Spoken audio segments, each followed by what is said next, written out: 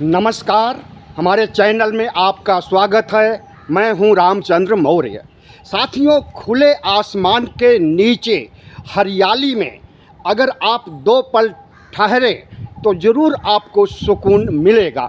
वही सुकून तलाशने आज मैं हरियाली में पार्क के बीच आया और उसी समय एक मैसेज आता है कि राहुल गांधी की नागरिकता समाप्त करने के लिए भारतीय जनता पार्टी उनके ऊपर हाई कोर्ट में मुकदमा दर्ज कर रही है।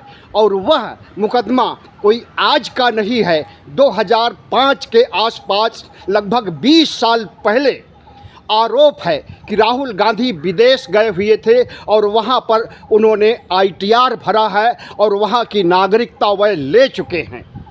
तो जब बाहर की नागरिकता ले चुके हैं तो इस देश की नागरिकता छोड़नी पड़ेगी और उनकी नागरिकता ख़त्म होनी चाहिए। यह मुकदमा सुब्रमण्यम स्वामी, जो भारतीय जनता पार्टी के शायद सबसे वरिष्ठतम नेता हैं, उन्होंने दायर किया है।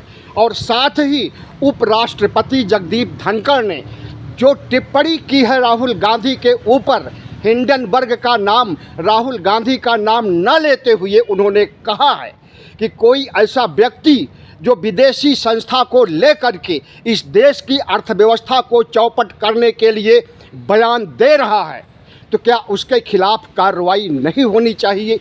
राहुल गांधी के खिलाफ पूरी भारतीय जनता पार्टी और RSS इस समय आक्रामक है,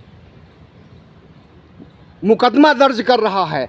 कभी कभी तो जान से मारने की फप्तियां भी कसी जाती हैं और यह कहा जाता है कि राहुल गांधी ने इस देश की राजनीति को जातिवाद की घुट्टी पिला दिया है, क्योंकि वह OBC जनगणना की बात करते हैं, वह OBC को हक अधिकार दिलाने की बात कहते हैं और संसद में दहाड़ करके कहते हैं कि OBC जनगणना उनका हक अधिकार तो हम इसी संसद में लेकर के आएंगे। यह बात उन्होंने तब कही थी जब राहुल गांधी को भारतीय जनता पार्टी के वरिष्ठ नेता और सांसद अनुराग ठाकुर ने कहा था कि जिनको अपनी जाति का पता ही नहीं, वह जाति की बात करते हैं, वह जाति की जनगणना की बात करते हैं, वह जाति को हक अधिकार दिलाने की बात करते हैं। जब से राहुल गांधी विपक्ष के नेता बने हैं तब से उनके पीछे पूरा भगवा पार्टी और RSS पड़ा हुआ है। अभी परसों 15 अगस्त था, प्रधानमंत्री नरेंद्र मोदी लाल किले से की प्राचीर से दहाड़ रहे थे। उस समय जब राहुल गांधी विपक्ष के नेता की हैसियत से लाल किला पहुंचते हैं तो उन्हें 5वीं कतार में जगह दी जाती है बैठने के लिए खिलाड़ियों के साथ। प्रोटोकॉल यह है कि राहुल गांधी विपक्ष के नेता हैं, प्राइम मिनिस्टर ऑफ शैडो कहा जाता है, शैडो ऑफ प्राइम मिनिस्टर कहा जाता है विपक्ष के नेता को, यानी प्रधानमंत्री की परछाई हैं। प्रधानमंत्री के बाद अगर कोई दूसरा बड़ा नेता इस देश में है तो वह नेता विपक्ष है, वह राहुल गांधी है। और उन्हीं राहुल गांधी को जलील करने के लिए, उनकी नागरिकता को ख़त्म करने के लिए, उन्हें जान से मार डालने के लिए अगर धमकी दी जाए तो क्या यह देश चुप बैठा रहेगा। राहुल गांधी को OBC के मुद्दे पर जातिवादी ठहरा करके उनकी जाति पूछी जाए और उन्हें संसद भवन में जलील किया जाए तो क्या यह देश बर्दाश्त कर सकता है? कतई नहीं कर सकता है, क्योंकि राहुल गांधी जरूर नेहरू गांधी राजवंश से आए हैं, लेकिन राहुल गांधी आज जननायक बन गए हैं। जब से उन्होंने भारत जोड़ो यात्रा कन्याकुमारी से कश्मीर तक किया है, जब से उन्होंने न्याय यात्रा मणिपुर से महाराष्ट्र तक किया है, उसके बाद उनका राजनीतिक कद इतना बढ़ गया है कि वह प्राइम मिनिस्टर का शैडो बन चुके हैं और आज प्रतिपक्ष के नेता के रूप में भरी संसद में सत्ता पक्ष को ललकार रहे हैं। और ऐसा पिछले 10 सालों में पहली बार हुआ है कि कोई विपक्ष का नेता संसद भवन में प्रधानमंत्री को ललकारने के लिए खड़ा है और जो मुद्दे वह उठाते हैं उन मुद्दों में दम होता है, वह मुद्दे देश हित में होते हैं, वह मुद्दे एक बड़े समुदाय, एक बड़ी जाति के पक्ष में होते हैं। ऐसे में राहुल गांधी का कद बढ़ता जा रहा है और उस कद को बढ़ाने में प्रधानमंत्री नरेंद्र मोदी का योगदान माना जाएगा और प्रधानमंत्री के इस योगदान की सराहना भी कहीं न कहीं हो रही है।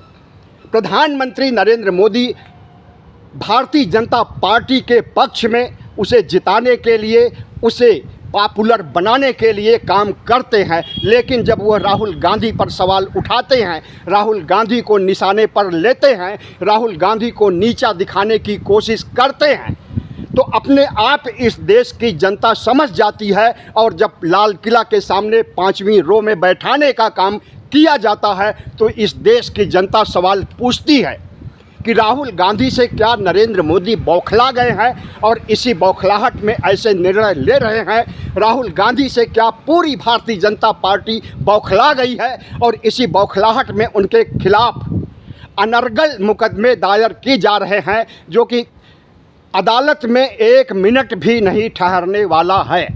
प्रधानमंत्री नरेंद्र मोदी तीसरे टर्म में अब वह प्रधानमंत्री नहीं रह गए हैं जो 2014 और 2019 में थे।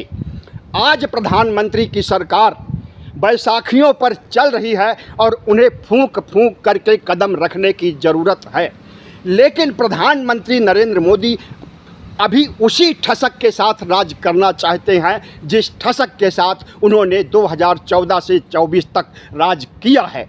उनके अहंकार में, उनके तानाशाही रवैये में, उनके घमंड में, उनके तामसी प्रवृत्ति में कोई भी परिवर्तन नहीं हुआ है और इस चीज़ को एनडीए गठबंधन खास करके नीतीश और नायडू भी अच्छी तरह से देख रहे हैं और चुप्पी साधे हुए हैं। प्रधानमंत्री नरेंद्र मोदी और भारतीय जनता पार्टी की गतिविधियों को, जो कि देश विरोधी गतिविधियां हैं, उसे अच्छी तरह से ऑब्जर्व कर रहे हैं नीतीश और नायडू। और जिस दिन उन्हें लगेगा कि पाप का घड़ा भर गया है, उसी दिन दोनों बैसाखियां हट जाएंगी और प्रधानमंत्री नरेंद्र मोदी की सरकार धराशायी हो जाएगी। प्रधानमंत्री नरेंद्र मोदी और भारतीय जनता पार्टी को सोचना चाहिए कि आज वे जिस मुकाम पर हैं उस मुकाम पर उन्हें संभल करके और विवेकपूर्ण निर्णय लेना चाहिए। राहुल गांधी को आप जितना दबाना चाहेंगे, राहुल गांधी का कद उतना ही बढ़ता जाएगा। उनकी नागरिकता ख़त्म करने, उन्हें सांसदीय पद से हटाने, उनका घर छीनने और संविधान पर वार करने को राहुल गांधी ने जिस तरह से उठाया है और ओबीसी का मुद्दा आप जिस तरह से राहुल गांधी ने उठाया है, शायद उसी का प्रतिफल है कि प्रधानमंत्री नरेंद्र मोदी बैसाखियों की सरकार पर निर्भर हो गए और उन्हें 400 पार की तो बात दूर 240 पर अटक गए। जादुई आंकड़े 272 तक भी नहीं पहुंच सके। लेकिन प्रधानमंत्री नरेंद्र मोदी जो गलतियां पहले किए थे राहुल गांधी के खिलाफ, भारतीय जनता पार्टी जो गलतियां पहले की थी राहुल गांधी के खिलाफ, उन गलतियों से ज़्यादा आगे बढ़ करके अब गलतियां कर रहे हैं। आपको मालूम हो कि राहुल गांधी ने कहा था कि उनका दुष्प्रचार करने के लिए, उन्हें पप्पू बनाने के लिए, उनकी मर्यादा का हनन करने के लिए प्रधानमंत्री नरेंद्र मोदी और भारतीय जनता पार्टी ने हजारों करोड़ रुपए खर्च किया था। भारत जोड़ो यात्रा के दौरान राहुल गांधी ने यह बात कही थी। लेकिन आज पैसे तो नहीं खर्च किए जा रहे हैं, लेकिन ट्रोल जरूर किया जा रहा है। और जिस तरह से वरिष्ठ नेता सुब्रमण्यम स्वामी, जो कि एक कुख्यात नेता हैं भारतीय जनता पार्टी के, शुरू से जब से ये राजनीति में आए हैं इनके ऊपर सवालिया निशान उठते रहे हैं और राहुल गांधी को बदनाम करने के लिए, सोनिया गांधी को बदनाम करने के लिए इंडियन हेराल्ड का मुकदमा इन्होंने ही लाया था, जिसके घेरे में आज भी सीबीआई सोनिया गांधी और राहुल गांधी को परेशान करती है। 2022-23 में 55 घंटों तक राहुल गांधी से ईडी ने पूछताछ किया था, लेकिन उसे कुछ भी नहीं मिला।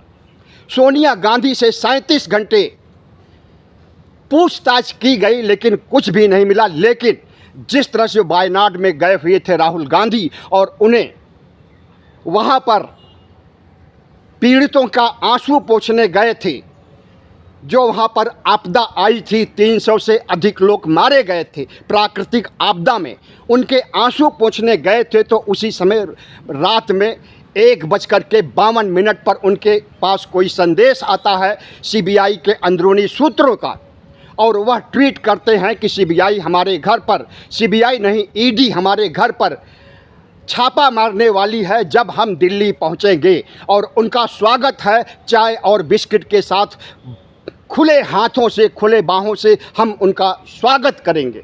लेकिन सीबीआई ईडी कोई भी नहीं आई राहुल गांधी के दर पर। लेकिन उसके बाद अभी सुनने में आया था कि 22 और 23 अगस्त तक उनसे फिर से ईडी पूछताछ करने वाली है। तो प्रधानमंत्री नरेंद्र मोदी की पार्टी और प्रधानमंत्री नरेंद्र मोदी, शाह सुब्रमण्यम स्वामी, अनुराग ठाकुर जैसे जो तमाम नेता हैं, ये राहुल गांधी के पीछे पड़े हुए हैं और ये चाहते हैं कि एलओपी यानी नेता विपक्ष के पद से उन्हें हटाया जाए, उनकी नागरिकता ख़त्म की जाए। अगर नागरिकता ख़त्म हो जाएगी तो अपने आप राहुल गांधी को प्रतिपक्ष का नेता पद से हटना पड़ेगा और वह विपक्ष के नेता, एक शक्तिशाली नेता के रूप में, शैडो ऑफ प्राइम मिनिस्टर के रूप में नहीं रह पाएंगे। इसीलिए षड्यंत्र रचा जा रहा है कि राहुल गांधी को संसद से हटाने के लिए, उनकी संसद सदस्यता से उन्हें हटाने के लिए उनके खिलाफ मुकदमे दायर किए जा रहे हैं अदालतों में। राहुल गांधी के खिलाफ इस समय 24 से अधिक मुकदमे दर्ज हैं। कुछ मुकदमे आरएसएस की तौहीनी करने की वजह से हैं और कुछ मुकदमे अमित शाह को भला बुरा कहने से संबंधित हैं और कुछ मुकदमे यूं ही डाल दिए गए हैं लोगों के द्वारा, यूं ही अर्जी दाखिल की गई है ताकि राहुल गांधी का कद आगे न बढ़ना पाए, उनकी बदनामी हो। लेकिन राहुल गांधी ऐसे शख्स हैं जो कि निजात पा जाते हैं हर मुकदमों से, और हर मुकदमों में प्रधानमंत्री नरेंद्र मोदी और भारतीय जनता पार्टी को मुंह की खानी पड़ती है। मोदी जाति वाले मामले में भी उन्हें जब गुजरात की अदालत ने दंडित किया था, 2 साल की सज़ा सुनाई थी, संसद सदस्यता से जाना पड़ा था, सरकारी घर भी छीन लिया गया था, तो उस समय जब सुप्रीम कोर्ट पहुंचते हैं तो वो बेदाग हो जाते हैं और सुप्रीम कोर्ट उनकी सदस्यता बहाल कर देता है और उन्हें सरकारी घर देने के लिए आदेश जारी करता है। लेकिन प्रधानमंत्री नरेंद्र मोदी मुंह की खाने के बावजूद वे और उनकी पार्टी के लोग जिस तरह से राहुल गांधी के पीछे पड़े हुए हैं, उसे यह देश देख रहा है और यह देश जवाब देगा। 4 राज्यों में चुनाव होने वाले हैं, जिसमें 2 राज्यों की घोषणा हो गई है, 2 अभी बाकी हैं, पेंडिंग हैं। उत्तर प्रदेश के उपचुनाव की भी घोषणा नहीं हो सकी है। तो इन्हीं चुनाव में प्रधानमंत्री को लग जाएगा कि राहुल बड़े हैं या मोदी। प्रधानमंत्री नरेंद्र मोदी इस देश के सबसे बड़े संवैधानिक पद पर बैठे हुए हैं। उन्हें किसी भी पूर्वाग्रह से काम नहीं करना चाहिए।